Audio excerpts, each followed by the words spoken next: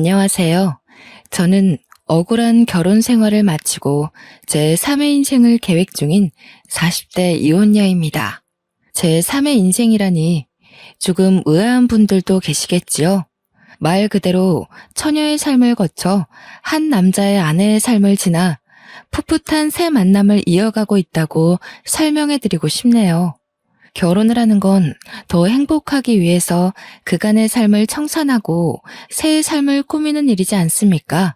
그런데 제 삶의 삶이 왔다는 건 당연히 제 2의 인생을 못 살았기 때문에 그 다음의 미래를 계획했다고 볼 수 있겠죠. 맞습니다. 저는 결혼을 해서 실패했고 그 흔한 이혼 가정 이야기를 들려드리고 싶어 사연을 찾게 되었습니다. 그런데요, 제가 이혼을 하게 된 이유마저 과연 흔한 일이었는지 한번 들어봐 주시겠어요? 저는 제가 생각해도 정말 말도 안 되고 바보 같은 일로 이혼을 하게 되었는데요. 남편과 대학 때 실수로 혼전 임신하여 이른 나이에 결혼을 할 수밖에 없었고, 그때는 아이를 낳는 것보다 그 반대를 선택하는 게 더 무서웠던지라 남편과 영원의 약속을 해버린 겁니다. 저희 부부는 시댁과 친정에게 나란히 버림받았어요. 억지로 만들어진 상견례 자리에 경찰까지 출동할 정도로 대판 싸움이 일어나기도 했어요. 이런 사고는 누가 봐도 남자 쪽 과실이 아닌가요? 대체 이 어린애를 무슨 말로 꼬드겼으면 이런 사고를 친단 말이에요. 우리 딸은 착하게만 자라서 이런 실수 같은 거 할 엄두도 못 내는 애란 말입니다. 여자애가 피임을 제대로 했으면 이 사단이 나지 않았을 거 아닌가요? 착실하게 잘 살고 있는 내 아들 발목 잡은 게 누군데 그쪽이 큰 소리세요? 제 아들 앞길은 어떡할 거예요? 앞으로 장차 크게 될 아이를 그쪽 딸 때문에 망치게 된 거잖아요. 말씀 웃기게 하시네요. 누가 누구 발목을 잡아요? 내 딸내미 발목 잡은 게 그댁 아들인데 출산하면 여자 쪽이 손해가 훨씬 큰데 무슨 말씀이세요? 댁 아들은 싸지르고 떠나면 그만이지만 제 딸은 이미 몸 한 번 망가뜨린 채로 평생을 살아야 되는 거라고요. 이보세요. 말 조심하세요.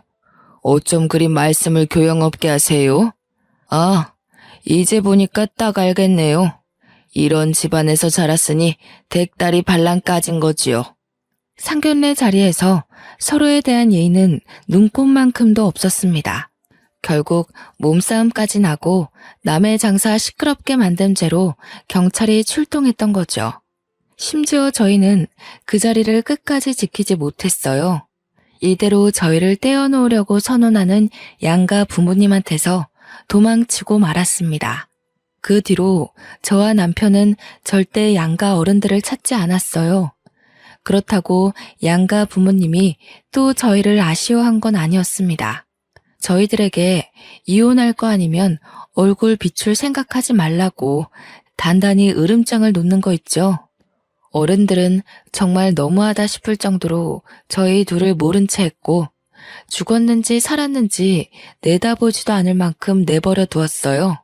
시댁도 친정도 저희의 미래를 반기지 않는지라 결혼식은 당연히 하지 못했습니다. 혼인신고만 하고 살았죠. 또 어른들에게 도움받는 것이 일절 없었기 때문에 신혼집도 어렵게 시작을 할 수밖에 없었어요. 대학가 주변에 원룸을 구해서 결혼 같지도 않은 살림을 하며 지내게 되었답니다. 그럼에도 저희 부부는 굴하지 않고 서로만을 위하며 살았어요. 사랑하는 마음이 서로에게 큰 힘을 줄 수 있다는 걸 느꼈고 그 힘은 어려운 처지에 굴하지 않도록 위대한 에너지를 주었죠. 남편은 아이를 위해서 졸업하자마자 전공 분야를 포기하고 노동일을 선택했습니다. 제가 임산부의 몸으로 뭘 할 수가 없어서 남편 혼자 일하는데 내조조차 제대로 해주지 못했어요. 그래도 남편은 1년 내내 우리 아기가 태어날 때까지 굳은 일 마다하며 열심히 살림 미천을 모았습니다. 퇴근하고 와서 바로 잠들지 않고 번듯한 직장을 갖기 위해 늦게까지 공부하다가 잠들곤 했어요. 오늘 하루는 공부 쉬지 그래. 그렇게 몸 혹사시키다가 큰일 날까봐 무서워. 자기 없으면 내가 이 몸으로 어떻게 혼자 지내겠어. 걱정도 많다. 내가 다른 건 몰라도 체력 하나는 1등이잖아. 그리고 한 살이라도 어릴 때 시작해야 취업에 유리하단 말이야. 내 몸 내가 잘 챙길 테니까 당신은 아이 걱정만 해. 참, 이번에 산부인과 방문해야 되지? 내가 이번 주에 시간 한번 낼 테니까 같이 가자. 그런 곳은 혼자 가는 거 아니야. 제가 봐도 남편은 저와 우리 아이의 미래를 위해 정말 열심히 노력해 주었습니다. 그렇게 남편의 극진한 보필 아래서 저는 무사히 출산을 할 수 있었고, 남편의 제안으로 산후조리원에서 몸조리까지 하고 집으로 귀가했답니다. 산후조리원에서 집으로 귀가할 때도 남편이 저를 데리러 오고 싶어 했으나 면접 보러 가야 돼서 저 혼자 택시를 타고 갔는데요. 귀가하는 길이 혼자가 아니라서 쓸쓸하지 않았어요. 오히려 설레더라고요. 제 품 안에 새근새근 잠자는 아기가 있다는 게 믿기지가 않는 거 있죠? 한 번도 겪지 못한 두근거림을 느꼈던 기억이 아직도 여전합니다. 집에 돌아가서도 얼른 아이를 남편 품에 안겨주기 위해서 들뜬 마음으로 남편을 기다렸어요. 남편이 퇴근하고서 집에 헐레벌떡 뛰어들어왔는데요. 그러면서 하는 말이 저희 부부를 2배로 기쁘게 만들었습니다. 저기요, 나 합격했어. 신입 중에선 내가 제일 나이가 많아서 당연히 떨어질 거라고 생각했거든. 근데 나 그 자리에서 바로 합격고지 받았어. 나더러 다음 주부터 바로 출근해달래. 우리 이제 먹고 살 걱정은 끝났어. 이대로 승진만 하면 가난 벗어나는 건 한순간이야. 그렇게 노력하더니 남편이 원하는 회사에 덜컥 합격을 해버렸다고 하는 거 있죠. 아이와 함께 집에 돌아온 것도 기쁜데 남편까지 취업 성공이라니. 경사가 더해져서 저와 남편 그리고 아기까지 다 함께 방 한가운데서 부둥켜 안고 방방 뛰었습니다. 그러다 남편이 저보고 아기 조심하라고 시겁하는 바람에 엄청 까르르 웃어댔죠. 비록 양가 부모님께 매정한 대우를 받으며 버려졌지만 저희는 나름대로 순탄한 살림을 꾸려가고 있었습니다. 아이는 하루하루 나날이 자랐는데요. 어쩜 그렇게 쑥쑥 커가는지 생명이라는 게 참 신기하더라고요. 남편도 그런 아이를 보면서 더 힘내서 회사를 다녔습니다. 그런데 어느 순간부터 남편 표정이 어두워지더라고요. 어깨는 갈수록 축 늘어져 갔고 집에 오면 대화하는 시간도 없이 바로 침대에 쓰러졌어요. 노동과 공부를 병행할 때만 해도 이 정도로 힘들어하진 않았는데 역시 직장 일이 많이 힘들구나 싶어 걱정되더군요. 그래서 저는 최선을 다해 제가 할 수 있는 내조를 하고자 노력했습니다. 자기야, 양말은 벗고 자야지. 안 씻을 거야? 피곤하면 발만이라도 씻고 자. 애 있는데 밖에 나갔다 온 사람이 안 씻으면 어떡해. 최대한 신경 거슬리지 않게 물었으나 남편은 벌써 잠들었는지 대답이 없었어요. 고름거리는 숨소리가 난 후에야 남편이 깊은 잠에 들었다는 걸 눈치챘죠. 결국 저는 남편 옷을 편하게 벗겨주고 양말도 벗긴 뒤 물수건을 만들어와 남편 발을 닦아주었습니다. 저도 아이만 조금 더 컸다면 같이 일을 해서 살림에 보탬이 될 수 있을 텐데 아이가 남달리 쑥쑥 크고 있다지만 아직까진 너무 어리기 때문에 어쩔 수 없이 남편만 고생해야 되는 게 늘 미안했어요. 저렇게 힘들어하는데 지금 하는 일을 길게 이어할 수 있으려나. 중간에 그만두고 이직하겠다고 하면 어쩌지? 염려되기도 했는데요. 아이까지 있는 마당에 이직은 조심하는 게 좋잖아요. 그래서 제가 할 수 있었던 건 더더욱 남편 심기 건드리지 않고 조용히 사는 거였어요. 그런데 말입니다. 아니나 다를까 남편이 한날 집에 와서 하는 말에 정말 기절초풍할 뻔했습니다. 남편이 친구와 함께 창업을 하기로 했다면서 사업 계획을 저한테 들려주는 거 아닙니까? 신이 나서 흥분한 채 얘기를 해주는데 누가 보면 복권이라도 당첨된 줄 알았죠. 자기야, 그런 건 돈 있는 사람들이나 하는 거 아니야? 우리 형편에 무슨 사업이야. 아직 애가 유치원도 안 갔는데 사업하다 밥줄 끊기면 애는 어떻게 키워. 자기가 바깥 일을 잘 몰라서 그래. 돈이 없으니까 돈벼락 터뜨리려고 하는 게 사업이지. 요즘 대출 없이 사업 시작하는 사람 없어. 우리 형편만 할 때 다 사업 기반 쌓는다고. 당시 제가 사업이란 걸 잘 몰랐던 거 맞아요. 제 주변에 친구들도 월급쟁이만 있었지 사업하는 사람은 없었으니까요. 뭘 잘 모르니까 대꾸를 못하고 있었는데 남편이 연이어 하는 말에 이건 좀 아니지 않나 싶었어요.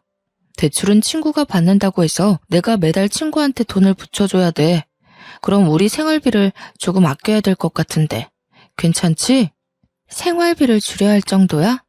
앞으로 애한테 들어갈 돈이 한두 푼이 아닌데 대출금으로 얼마나 보내줘야 되는데? 150만 원. 몇 달만 빠삭하게 살면 금방 돈방 속에 앉을 수 있을 거야. 우리 이 월세방 빨리 탈출해야지. 자기 말대로 애는 쑥쑥 크는데 언제까지 이런 집에서 지내려고.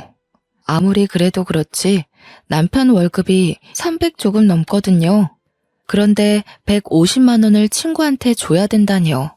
그럼 150만 원으로 저희 세 식구가 생활해야 되는 거나 마찬가지인데 우리 집 생활비랑 관리비 월세까지 빼면 남는 돈이 거의 없는 실정이었습니다. 걱정 마. 안 망해. 친구도 사업하는 형님 조언 얻고 시작하는 거라서 이 계통에서 실패하기 쉽지 않다더라고. 나 믿지? 나 정말 자기랑 우리 아이 잘 키우고 싶어. 그동안 직장 일하면서 다 죽어가던 남편이 다시 활기친 얼굴로 의욕을 보이는데 제가 차마 더는 말릴 수가 없더군요. 게다가 남편은 그동안 저를 거의 없는 사람 취급할 정도로 집에 오면 기절하기 바빴거든요. 아침에도 일어나면 대충 제가 차려주는 밥만 먹고 정신없이 출근 나가기만 했고요. 그런데 친구랑 사업한다고 밝히고 나서부터는 저와 아이한테도 다시 예전만큼의 관심을 보여주는 겁니다. 그렇게 에너지가 생긴 사람한테 감히 그 끈기를 망쳐가면서까지 하지 말라고 제지할 수가 없었다는 거죠. 결국 남편은 며칠 후 하던 일을 그만뒀다면서 친구와 사업체를 차렸고 그 사업을 이유로 술자리도 많아져 야근도 많아져 심지어 외박을 하는 경우까지 생겼습니다. 집에 들어올 때 한 번은 일이 그렇게 바쁘냐고 물어본 적이 있었는데요. 남편 말로는 시작 단계라서 눈코 뜰 새 없이 바쁘다고 하네요. 다시 바빠지니 남편은 또 아이를 안 들여다보는 겁니다. 아이가 유치원 들어가기 전까지 내내 관심이 없었어요. 제가 아이한테 들어가는 돈 때문에 언급을 하면 그때서야 아이가 그만큼 컸다는 걸 알 정도였습니다. 남편이 사업을 시작한다고 한 때가 아이가 기어다닐 때였는데 그런 아이가 유치원 입학을 앞둘 때까지도 남편은 사업에 성공하지 못했고 저희 식구는 계속 150만 원의 돈으로 생계를 꾸렸어요. 그렇다 보니 남편은 여전히 바빴고요. 안 들어오는 날만 갈수록 많아졌죠. 한 번은 남편이 야근으로 늦는다는 말을 했을 때 아이가 경기를 일으켜서 급히 병원을 찾았는데요. 아이가 잘못될까봐 너무 무서워서 떨리는 마음으로 남편한테 전화를 했는데 몇 번을 해도 안 받는 겁니다. 결국 그 무서운 순간을 저 혼자 다 해결하고 나서야 남편한테 전화가 오더라고요. 저는 너무 놀라고 겁났던 순간을 회상하면서 남편한테 원망 섞인 화를 표출했어요. 도대체 왜 이렇게 전화를 안 받아? 내가 얼마나 무서웠는지 알아? 지금 지웅이 병원에 있다고. 뭐가 얼마나 바쁘길래 내 전화를 안 받을 수가 있어? 지웅이한테 무슨 일 생긴 거야? 병원이라니 애가 어디가 안 좋길래. 아니다. 내가 지금 그리 갈 테니까 병원 주소 불러봐. 남편은 그제서야 병원에 찾아왔는데 경기 때문이라는 말을 해주니 긴장했던 몸에 축 힘을 빼면서 느닷없는 대답을 하더군요. 난 또 뭐라고. 애들이면 대부분 다 겪는 일이잖아. 그게 무슨 큰일이라고 바쁜데 전화라고 난리야. 넌 엄마라는 사람이 육아에 대해서 그런 정보도 공부 안 했어? 뭐? 애가 눈이 뒤집어지고 몸이 빳빳하게 굳는 게 그게 별일 아니라고? 나 정말 우리 애 어떻게 되는 줄 알고 얼마나 놀라는지 알아? 당신은 그 정도로밖에 말 못해? 당신도 지웅이 부모잖아. 의사 선생님이 늦게 대처하면 큰일이 될 수도 있다고 하셨어. 아이 걱정은 저만 한다는 생각에 기가 막혔지만 한편으로는 남편 말대로 정말 제가 엄마 자격이 없나 우려가 되기도 했습니다. 아이가 발에 링거를 꽂고 누워있는 걸 보는데 기분이 너무 울적하고 슬펐습니다. 남편 말대로 제 탓이 맞는 것도 같았습니다. 남편은 사업으로 바쁜데 저는 육아한다고 집에만 있는 사람이잖아요. 제가 아이한테 더 신경 쓸 수밖에 없는 여건인데 너무 놀란 나머지 저도 모르게 남편에게 책임을 나누려 했나 봐요. 그렇잖아도 혼자 자책하고 있던 찰나에 남편한테 위로받고 싶어 더 크게 화를 내버린 거죠. 그런데 남편이 제 탓이 맞다고 확실하게 말해주니 제가 자책을 안 할 수 있었겠습니까? 그래서 그날 이후 저는 아이에 대한 정보를 TV나 비디오를 통해 공부해 나갔어요. 아이를 업고 외출을 하여 도서관에서 책을 빌려오기도 했죠. 덕분에 저는 아이를 좀 더 건강하게 케어할 수 있었습니다. 그러나 정작 문제를 일으킨 건 우리 아이가 아니라 바로 남편이었는데요. 아이가 유치원을 들어가게 될 무렵 남편이 일을 늦게 끝내고 와서 새벽에 하는 말이 정말 어처구니가 없었어요. 다짜고짜 저를 앉혀두고 이혼을 하자고 하는 게 아니겠습니까? 우리 사이에 이혼을 할 만큼 별다른 문제가 있었던 것도 아니고 서로 얼굴 못 보는 날이 많기도 했으나 남편이 집에 온 날 다툰 적도 그다지 없었어요. 그런데 이혼이라뇨. 지금 뭐라고 했어? 뭐? 이혼? 내가 당신한테 뭐 크게 잘못했어? 갑자기 그게 무슨 말이야? 우리 애가 이제 유치원을 들어가. 그런데 이혼이라니 대체 왜? 진정하고 진짜 이혼이 아니라 가짜로 이혼하는 척을 하자는 거야. 사업하는 유부남들이 종종 이렇게 해. 하는 사업이 좀 힘들어지면 쓰는 방법이거든. 도대체 얼마나 큰일이길래. 아무리 일이 안 돌아간다고 하더라도 이혼을 하는 법이 어딨어. 정말 사업이 그런 거야? 나는 도무지 이해가 안 돼. 내가 하는 일이 좀 안 풀리고 있어서 그래. 아무래도 정책인 것 같아. 지금 집에서 나가는 세금이라도 줄여야 할 판이라서 급해. 사업 해결되면 다시 재결합하면 되니까 당분간만 이혼하자. 가짜 이혼이라니. 도무지 제 상식선에서는 그런 걸 할 수 있다는 게 이해가 안 되더라고요. 말도 안 되는 제안을 하길래 순간 남편이 의심스럽게까지 하는 겁니다. 밖에서 무슨 딴짓하냐고 물어봤는데 남편이 버럭 화를 내며 안 그래도 사업 때문에 스트레스인데 저까지 피곤하게 하지 말라네요. 그러면서 하는 말이 친구 집이랑 저희 집이 나란히 경매로 넘어갈 수도 있는 사정이라고 애타게 말하더라고요. 저는 그제서야 놀라서 어쩔 수 없이 남편의 말만 믿고 이혼 도장을 찍었습니다. 정말 별일 없는 거지? 이 집에서 나가면 우리 어디 집 구할 데도 없어. 근데 진짜 위장 이혼이라는 게 있는 거야? 우리 식구한테 문제되는 일은 없는 거 맞지? 당연하지. 오로지 돈 때문에 할 수 없이 하는 선택이야. 내가 말했잖아. 당신이랑 우리 지웅이는 내가 죽을 때까지 책임질 거라고. 근데 이거 들키면 우리 법적으로 문제될 수 있으니까 당분간 별거해야 될 것 같아. 별거? 나더러 지웅이랑 둘만 이 집에 있으라고? 그건 좀 무서운데. 들켜서 안 되는 거면 그냥 몰래 조심히 다니면 되지 않을까? 생활비 붙여줄 테니까 몇 달만 견뎌줘. 이왕 일 저지른 거 철저히 해야지. 허술하면 나중에 어디 하나 빈틈이 생겨버린다고. 당신이랑 지웅이한테 경제적인 피해는 없을 거야. 걱정 마. 남편의 설명이 정말 청산유수라서 저는 더 이상 별 말을 덧붙일 수 없었습니다. 그렇게 저는 남편과 말도 안 되는 위장 이혼을 하게 된 겁니다. 별거도 같이 말이죠. 얼떨결에 혼자가 된 저는 남편 없는 빈집에서 두려움을 안고 살게 되었습니다. 남편이 보내주는 돈은 생활비는 100만 원이 다였는데요. 월세를 따로 주지를 않아서 전화를 했더니 전혀 받지를 않더라고요. 할 수 없이 월세 50을 생활비에서 빼고 아이 유치원비도 따로 빼서 생활비는 거의 없이 지냈습니다.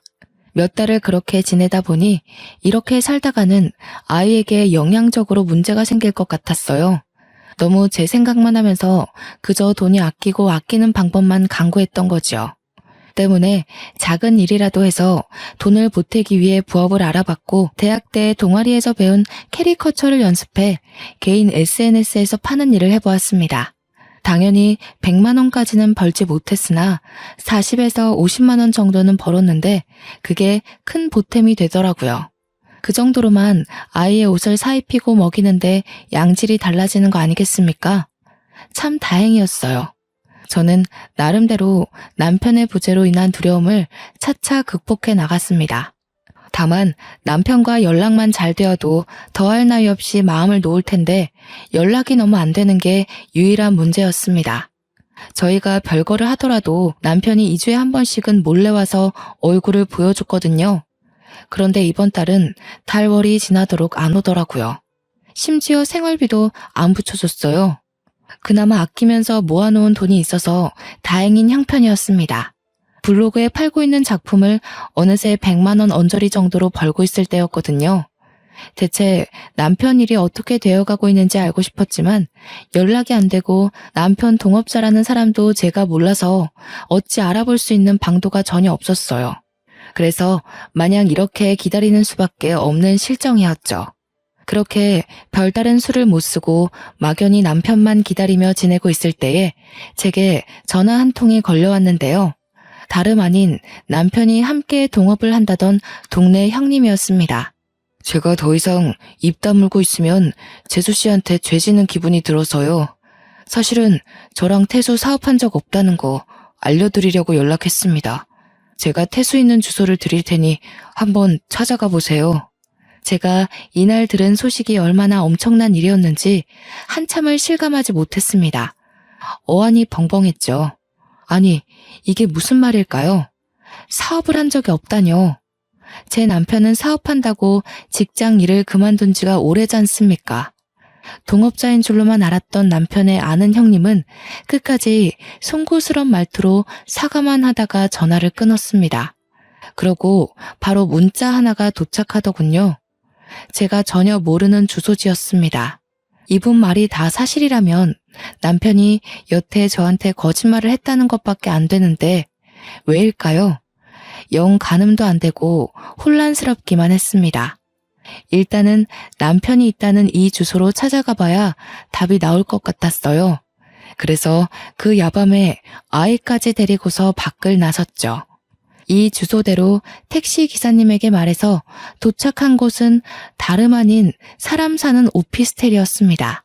이런 곳에서 사무실을 차리고 일을 한다는 말도 많이 들었기 때문에 초인종을 누를 때만 해도 이곳이 그저 오피스 사무실이라고 굳게 믿고 있었죠.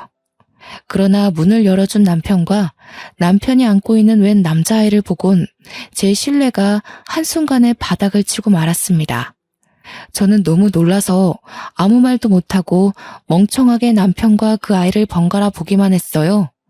남편도 저를 보고 상당히 깜짝 놀라더라고요. 당신이 여길 어떻게... 누가 알려줬어? 이 먼 길을 지웅이까지 데리고 온 거야?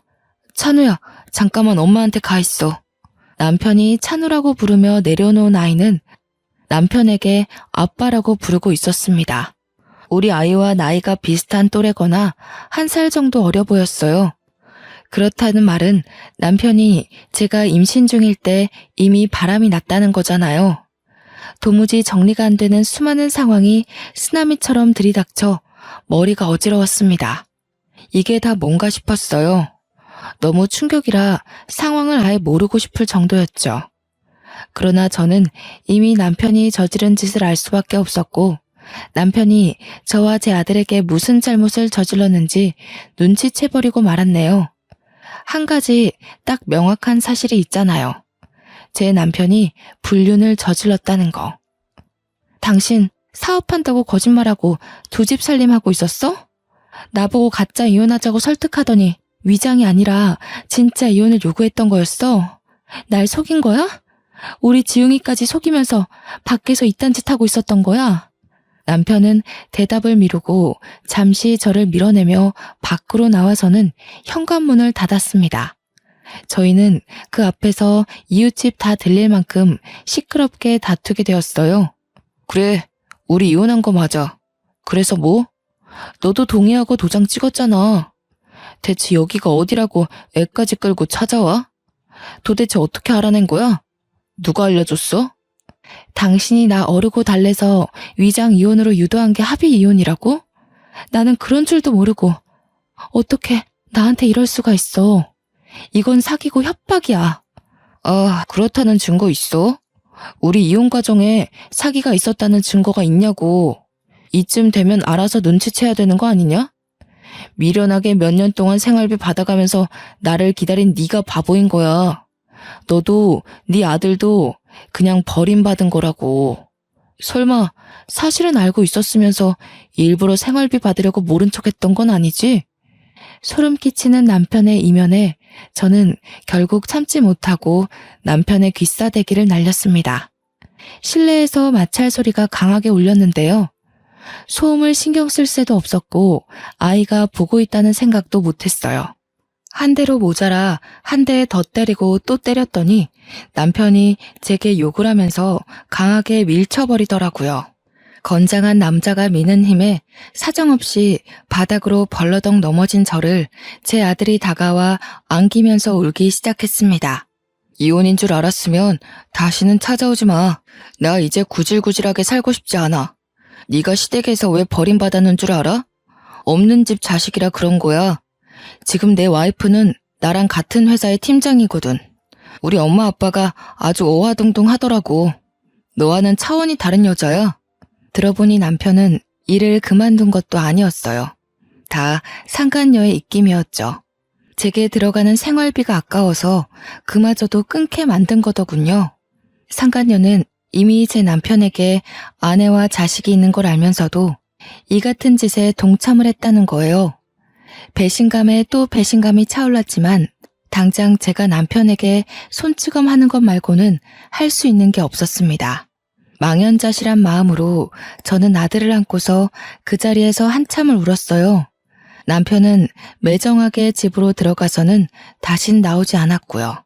남편이 안으로 들어가 버리니까 제 울음소리를 듣고 주변의 마음 좋은 이웃분들이 슬쩍 나와 보시더라고요.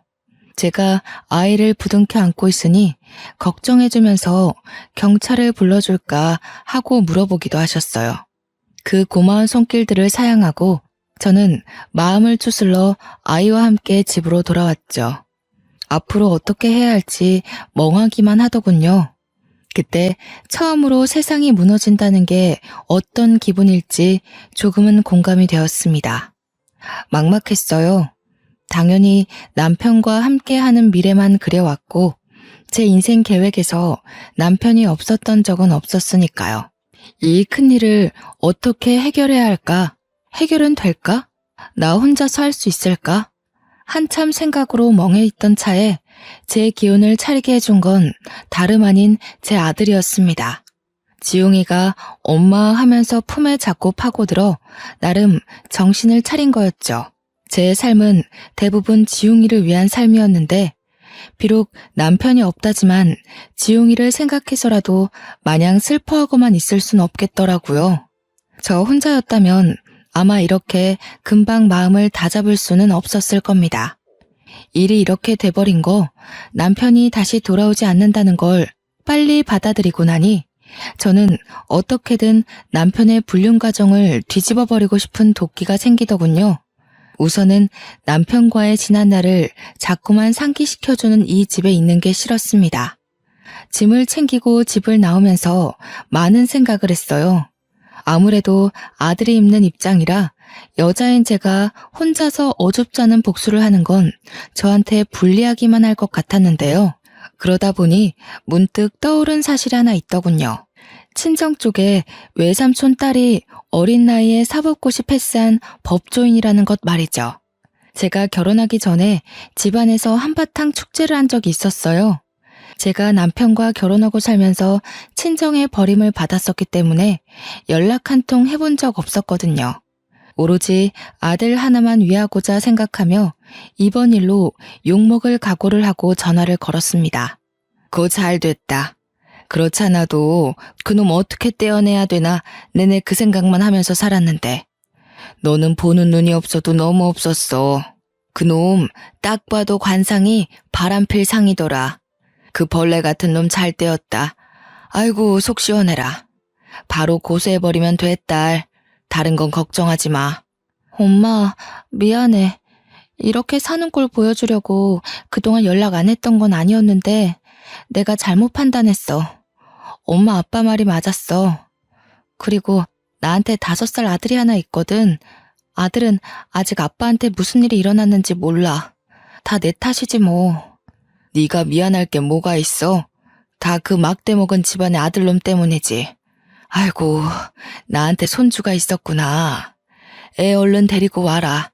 그쪽 집안에 내 새끼 내줄 생각 추호도 없으니까. 당연히 화낼 줄 알았던 친정 부모는 저의 이혼을 기다렸던 사람처럼 가슴을 쓸어내리셨어요. 제가 이미 결혼을 해버린 건 어쩔 수 없다고 생각하셨고 이혼녀 꼬리표를 달게 되더라도 이혼을 바라셨던 거죠. 이래서 어른이 하는 말 들으면 자다가도 떡이 생긴다는데 그냥 전해지는 속담이 아니었네요. 남편이 그렇게 떵떵거리면서 시댁이 저를 뭣도 없는 거지로 본다고 했던 것처럼 저희 친정도 사위를 능력 없는 빈털터리에 카사노바로 봤던 것입니다.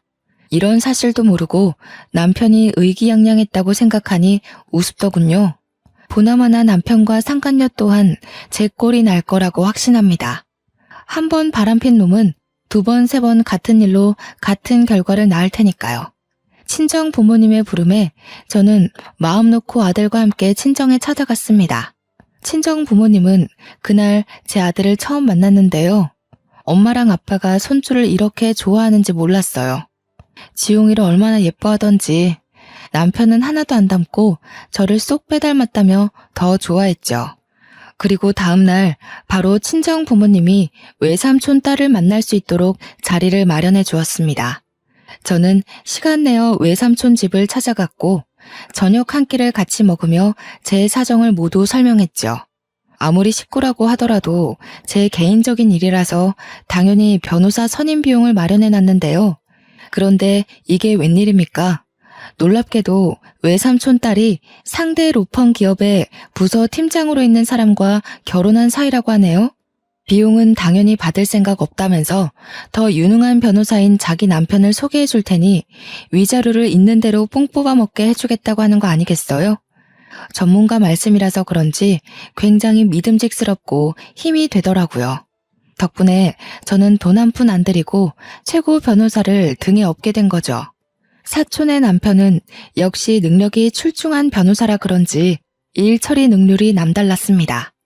위장 이혼이었다는 정황은 밝히기가 어려울 수 있으나 상간녀 소송이 가능하고 시댁에서 모든 사실을 알고 있음에도 방조한 책임은 거액의 벌금으로 판결 내릴 수 있으며 남편의 2집 살림 부정행위가 특히 위자료를 최대치로 올릴 수 있는 수단이 될 거라네요. 아마 이걸 밝히는 과정에서 잘만 파고든다면 위장 이혼 사실을 끌어낼 가능성도 없지 않다고 했습니다. 이 같은 판례가 3년 전에 위자료 1억을 받은 적이 있다면서 저보고도 충분히 가능하다고 했죠. 심지어 지금은 그 사이에 법이 보다 더 냉철하게 개정되어 더한 위자료를 뜯어낼 수도 있다고 해요. 그러니까 아이 지용이에 대한 미래는 전혀 걱정하지 말라고 확신을 주었습니다. 너무 감사하고 큰 힘이 되었죠. 덕분에 저는 1억에 가까운 위자료를 받고 소송을 마무리했습니다. 남편이 전화가 와서 욕을 많이 했어요.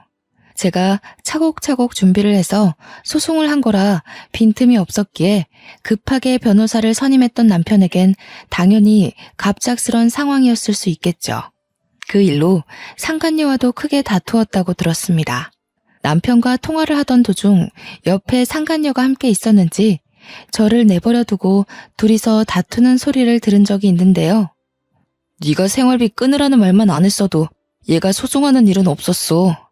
그러게 내가 돈 부분은 시간 두고 차차 해결하자고 했지. 네가 서두르는 바람에 이 모양이 된 거 아니야. 뭐라고? 당신 지금 내 탓하는 거야?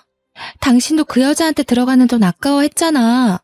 이제 와서 소송당하니까 왜 딴 말해? 지금 그게 아들 듣는 앞에서 할 소리야? 그래서 나랑 살림 차린 거 후회하는 거냐고. 네가 행동 거지를 똑바로 했으면 내가 이러겠냐고. 너 때문에 우리 집이 망한 거나 다름없어. 당장 처가 식구들한테 돈 달라 그래. 내 돈 빠져나간 거 네가 다 해결하라고. 그날 둘이 한참이나 언성 높이면서 싸우더라고요. 중간에 아이가 우는 소리까지 들렸는데 남편이 그 아이한테도 조용히 하라며 소리를 치는 거 아니겠습니까? 안 그래도 머리 아파 죽겠는데 찬우 입 좀 막아봐. 우는 꼴 보기 싫으니까 데리고 나가던가. 정신없어. 누굴 닮아서 저렇게 목청이 큰 거야? 당신 미쳤어? 당신 아들한테 그게 무슨 막말이야. 왜 우리 찬우한테 애만 욕을 하냐고. 나가려면 당신이 나가. 여기 내 집이야. 오, 그래. 내가 나갈게. 집구석 한번 잘 돌아간다. 내가 여기서 나가면 너랑도 끝인 줄 알아. 네가 어디 나 없이 혼자 애 키울 수 있을 것 같아? 내가 너 회사에 다 소문낼 거야. 내 가정 망친 불륜녀라고. 둘은 거액이 나가는 바람에 서로 굉장히 예민해진 듯 했습니다. 원래부터 시댁이 잘 사는 집이 아니었거든요. 그냥 외동 남편 하나 먹여 살릴 수 있는 정도의 평범한 가정이었어요. 그래서 시댁이 돈 많은 집안의 며느리를 원했고 그 조건에 상간녀가 부합했다는데 결국 그 상간녀랑 저렇게 되는 바람에 그나마 있는 돈까지 털려버린 꼴이 된 거죠. 시댁은 억대의 재산이 통장에 찍힌 걸 본 적도 없는 사람들이에요. 그런 사정에서 제게 큰 위자료를 주는 바람에 빚까지 지게 된 겁니다. 한 번은 결혼 생활 내내 전화라곤 온 적이 없던 시댁에서 이혼하고 나니까 연락이 왔더라고요. 안 받으려다가 너무 끈질기게 연락이 와서 한 번 받았더니 아쉬운 소리를 하대요. 지웅애미야, 우리가 결혼 반대했을 때 상처 많이 받았지? 이 늙은 사람들이 뭘 알고 그랬겠니? 지난 날은 용서해주면 안 될까? 내가 보니까 너만한 며느리가 없더라고. 재원이가 어디서 이상한 여자를 데려와서는 집안을 빈털터리로 만들어버렸다. 그만 돌아와주면 안 되겠니? 죄송한데요. 이미 저랑 재원씨 관계는 종결났어요. 그리고 아쉬운 마음에 이제야 용서 얘기를 하시는 것 같은데요. 여자도 여자지만 재원씨가 그 집을 빈털터리로 만든 거예요. 남 탓 좀 그만하시고 남으로부터 형편 피하려는 생각도 제발 좀 작작하세요. 네가 화났다는 거 충분히 이해한다. 우리가 다 잘못했어. 우리 재원이랑 다시 재결합만 해주면 내가 무슨 수를 써서라도 너희들 잘 먹고 잘 살도록 도와주마. 내가 너 말고 무슨 며느리를 드리겠니? 이봐요. 저랑 상견례 이후로 얼굴 본 적도 없지 않아요? 언제 봤다고 자꾸 며느리래요? 그리고 흙탕물인 줄 알면서 그걸 한 번 더 밟는 사람들이 어디에 있답니까? 제 번호 재현 씨가 알려준 것 같은데 재현 씨가 대신 저 붙잡아 달라고 했나 보죠? 똑똑히 말씀드릴게요. 아줌마 아들 최악이니까 다신 엮이는 일 없게 해달라고 하세요. 전화를 끊기 전 시모가 자기 분에 못 이겨 소리를 쳤는데 옆에서 전 남편이 시모를 말리는 소리가 들리더군요. 여보, 우리 엄마 말고 나랑 얘기 좀 해. 한 번만 만나주라. 아니, 나한테 한 번만 기회를 줘. 내가 잘할게. 당신만 돌아와준다고 약속하면 그 여자 내가 당장 처리할 수 있어. 예전에는 남편이 이렇게 절절매는 마음으로 부탁한 것들이 정말 진심으로 와닿았는데 역시 사람은 아는 것만큼 보인다고 이젠 그저 가식으로만 보이더라고요. 시댁에서 어떻게든 저를 꼬드겨서 그 빚을 청산해보려고 하는 것 같은데 제가 한 번 당하지 두 번 당하겠습니까? 철저히 무시해 주었네요. 그리고는 한동안 그쪽에서 연락이 없더라고요. 좀 잠잠해진 기회를 빌어 제게 최고 은인이자 식구인 로펌 팀장님께 그러니까 제 외사촌과 외사촌 남편분께 감사 인사를 전하러 찾아간 적이 있었는데요. 그 자리에서 오히려 제게 같은 팀장 직급의 지인 변호사 한 분을 소개해 주더라고요. 그분도 돌싱인데 아이가 없는 착실한 남자라고 합니다. 부인이 바람나서 이혼했다고 했어요. 당장 남자를 만날 생각은 없지만 저를 도와준 두 분께 감사하여 우선 만남의 자리에 응답을 했는데요. 남자분이 생각보다 괜찮았고 특히 우리 지웅이를 너무 좋아해 주더라고요. 아이를 되게 잘 돌보시네요. 아이 기른 적이 없다고 들었는데 능숙하신 것 같아요. 저희 지웅이가 낯을 많이 가리는데 이렇게 초면에 남의 무릎에 앉아있는 건 처음 봐요. 그런가요? 제가 아이를 참 좋아하거든요. 어쩜 이렇게 예쁜 아이들이 있을 수 있는지. 미순 씨랑 정말 똑 닮았어요. 아이랑 언제 한번 놀이공간에 놀러 가고 싶은데 될까요? 당연히 미순 씨랑 같지요. 이성 간의 만남에 전혀 기대가 없었던 저는 남성분의 따뜻한 배려와 씀씀이를 보고 일단은 이런 가벼운 관계로 더 만나볼 예정이었어요. 참, 제가 온라인에다가 작품을 만들어서 팔고 있다고 했잖아요. 원래 100만 원 내외로만 수익이 났었는데 꾸준히 하다 보니까 요즘 입소문을 타서 제법 돈이 되는 거 있죠? 그 돈은 오로지 자유적금으로 모으고 있어요. 워낙 위자료가 많아서 삶은 이미 풍족했거든요. 이렇게 모은 적금은 나중에 지웅이 장가 갈 때 줘야겠다고 생각하며 여유롭게 저축하는 중입니다. 한참 어렵게 생활하던 때가 생생히 기억나는데 어느새 적금만 1,000만 원 넘게 하고 있을 정도로 여유로운 삶을 누리게 되었네요. 역시 사람 앞날은 가늠할 수 없나 봅니다. 그간 겪은 정신없는 세월이 벌써 2년째 지나고 있어요. 지웅이도 이제 초등학교 입학을 앞두고 있고요. 당연히 소개받은 변호사분도 만남을 계속 유지 중입니다. 인생이 잘 풀리니 세상이 이렇게나 아름다운 거였더라고요. 어쩌나 하루하루 살아가는 게 재밌는지 몰라요. 짧은 인생에서 단번에 성공하는 결혼 생활을 하지 못한 게 후회되었으나 그 가슴 아픈 미천 덕분에 제가 이만큼의 윤택한 삶을 누리게 된 거 아닌가 하는 생각이 들어서 더 이상 미련두지 않기로 했습니다. 저는 제가 인생을 몇 회차 번복하더라도 행복한 결말로 마무리가 될 수 있다면 실패한 인생이라 생각지 않아요. 다들 무너졌다고 앞날이 끝난 것처럼 절망하지 않으셨으면 좋겠어요. 나만 다시 일어설 수 있다면 얼마든지 행복할 수 있는 기회는 열려 있답니다. 여러분을 기다리고 있는 그 행복의 길을 포기하지 않으셨으면 좋겠네요. 제 사연 어떠셨나요?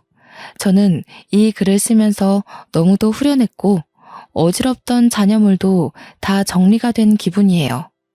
들어주시는 분들이 계셔서 더 속 시원하게 내려놓고 가요.